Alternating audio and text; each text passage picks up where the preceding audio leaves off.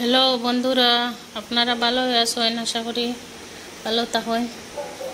আর আমি গতকালকে কইছিলাম ব্লগ একটা বানাইছিলাম, কইছিলাম আপনারা সাপোর্ট করেন যদি তে বানাইমো ব্লগ। তে আপনারা দেখি ভালো সাপোর্ট করলা, তে আর একটা বানাই আর আমি ব্লগ দেখেন আমি কীরকম করে কাজে লইয়া ব্যস্ত আছি। দেখুন এখন সকাল হইল, উঠলাম, চাটা খাইলাম, খাইয়া বাচ্চা হচ্ছে স্কুলও দিলাম, দিয়া কাজে লাগলাম। দেখেন যে কাজ করো, বাসন ধুইয়া রান্না স্টার্ট করতাম, খানি বানানি হইতো। তো ফার্স্টে আমি কুকার ধুইয়া ভাতটা বই দিই, বাসনটা ধোয়া শেষ হয়ে যাক, এবারটা বানাইলিমো। দেখেন আপনারা দেখতে থাকেন, ভালো হইলে জানাইবা ব্লগটা। আর একটু মাংস, খসির মাংস না হয়েছে, একটু খসির মাংস বানাইতাম। দেখেন আর তার সঙ্গে তো পেঁয়াজ, রসুন, আদা এটা চুলাইয়া রাখছি। আর এই মাংসটা এখন আমি বানাইমো, দেখিয়ে যাইন আপনারা। আদা রসুনটাই আমি গ্রাইন্ড করে নিলাম, ওই দেখুন গ্রাইন্ড করিয়া রাখছি আদা রসুনটাই। পেঁয়াজটাই কাটিয়া রাখছি ছোটো ছোটো করিয়া।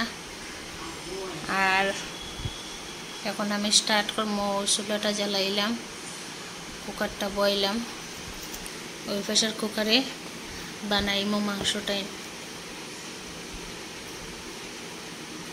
দেখিলেই বা আপনারা কে কে খসির মাংস খাইন, দেখবা, যারা খাইন না তারাও দেখবা কীরকম বানানি হয়। খসির মাংস তো সবে খায় না, কিন্তু বানানি এরকম বানাইলে তো খাইব। দেখুন আমি মাংসটা ডাললাম, তেল দিলাম, তেলটা গরম হওয়ার পরে মাংসটা ডালছি আমি, দিয়া মাংস তেলের মধ্যে একটু একটু ভাজা ভাজা করলাম, নাড়াচাড়া করলাম, নাড়াচাড়া করিয়া একটু ভাজা ভাজা করিয়া তার গন্ধটা গেল,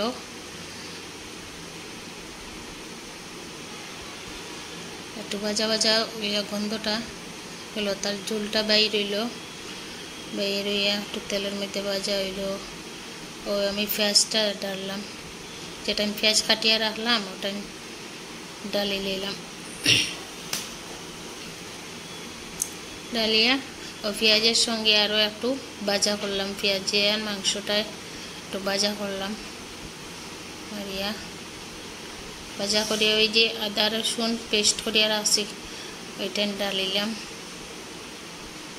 ডালিয়া একটু নাড়াচাড়া করলাম, আরও ভাজা ভাজা করলাম একটু আরও।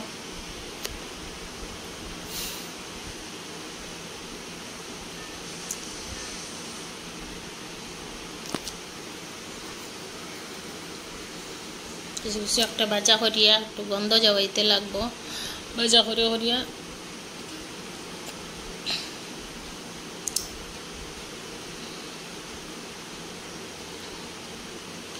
ও আমি দিলাম 1.5 চামচের মতন হলুদের গুঁড়া,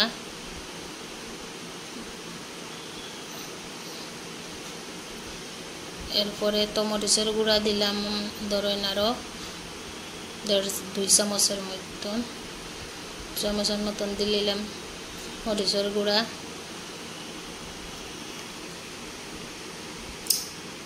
আর এখন তো জিরার গুঁড়া দিলাম 1 চামচের মধ্যে, আরও একটু দিতে লাগবো জিরার গুঁড়া।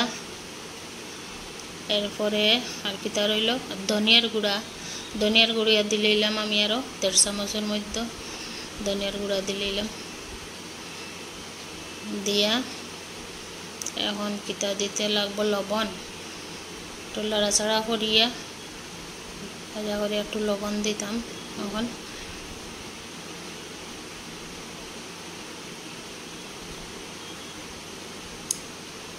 একটু লাড়াচাড়া করলাম, মরিচের গুঁড়াটা একটু ভাজা ভাজা হইল, মানে একটু লবণ দিলাম, আন্দাজ মতো লবণ দিতে লাগবো। মাংস যতটা পরিমাণ অতটা লবণ দিলাম।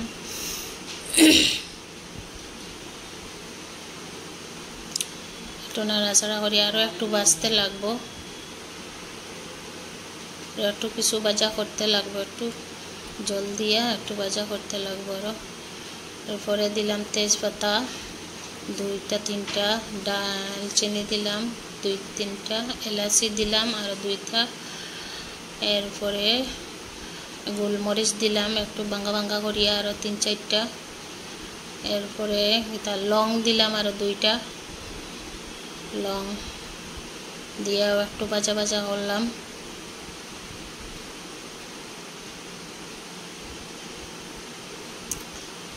ভাজা করিয়া একটু ভাজা ভাজা করলাম।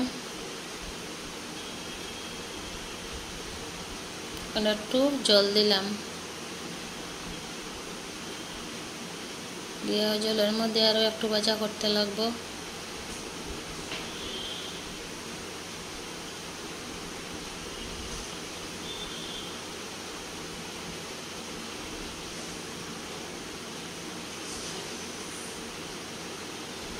জল দিয়ে মশলাটাই মাংসটাই না পেঁয়াজটাই আরও একটু ভাজা ভাজা করতে লাগবো।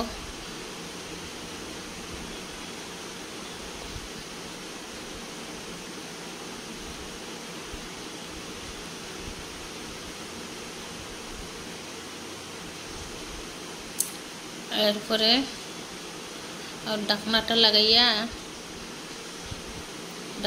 লাগাই দিলাম, লাগাইয়া মোটামুটি 4-5-6টা সিটি মারতে লাগবো, 6-7টা সিটি মারতে লাগবো।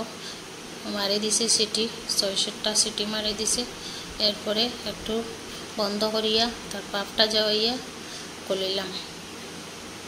ওই দেখেন তরকারিটা বনিয়ে গেছে, কিন্তু আরও একটু জাল দিয়া ঢাকনা সরাইয়া একটু জাল দিতে লাগবো, একটু আটাইতে লাগবো।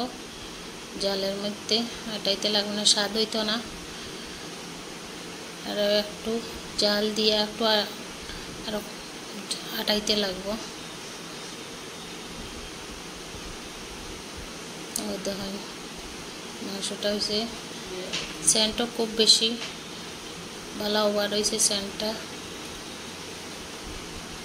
আপনারা ওই রকম কষির মাংস বানাইবাতে কষির মাংসে গন্ধটা থাকে না।